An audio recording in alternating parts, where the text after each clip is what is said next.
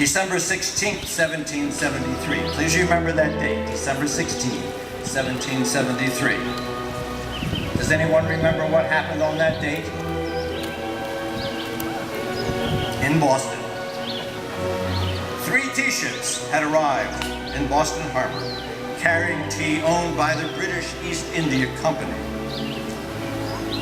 The British East India Company had a surplus of no less than 17 million pounds of tea.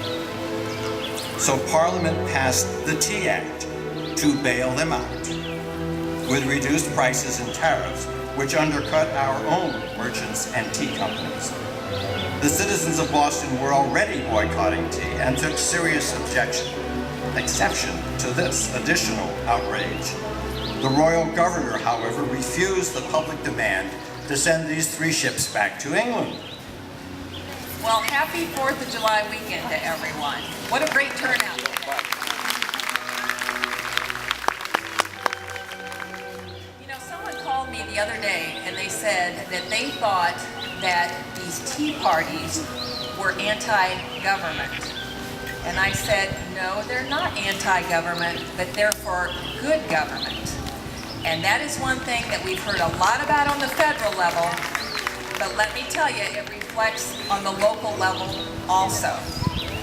You know, what do they expect in their elected officials and local elected officials too? And there is not one day that goes by that I don't stop and think who I work for, who elected me, and more importantly, whose money I'm spending, because it's not mine.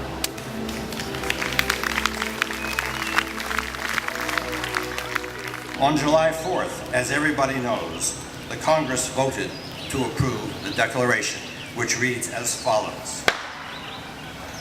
When, in the course of human events, it becomes necessary for one people to dissolve the political bands which have connected them with another, and to assume among the powers of the earth the separate and equal station to which the laws of nature and nature's God entitle them, a decent respect to the opinions of mankind requires that they should declare the causes which impel them to the separation.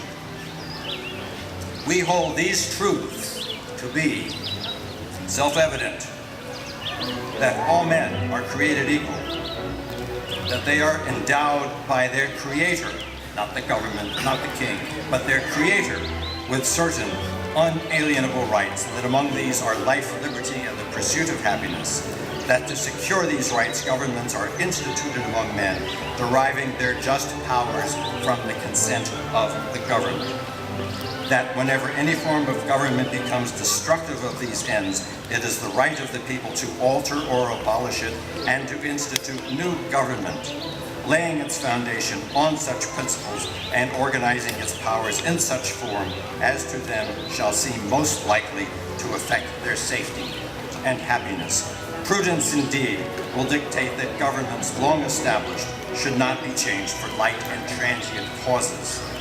And accordingly, all experience hath shown that mankind are more disposed to suffer, while evils are sufferable, than to right themselves by abolishing the forms to which they are accustomed. But when a long train of abuses and usurpations, pursuing invariably the same object, evinces a design to reduce them under absolute despotism, it is their right, it is their duty to throw off such government and to provide new guards for their future security.